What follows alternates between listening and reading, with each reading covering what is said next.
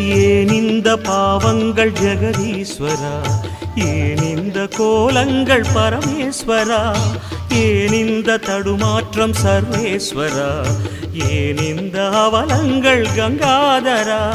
மூன்றாவதாம் உன் கண்ணையே நீர் திறப்பீர் உலகுயவே.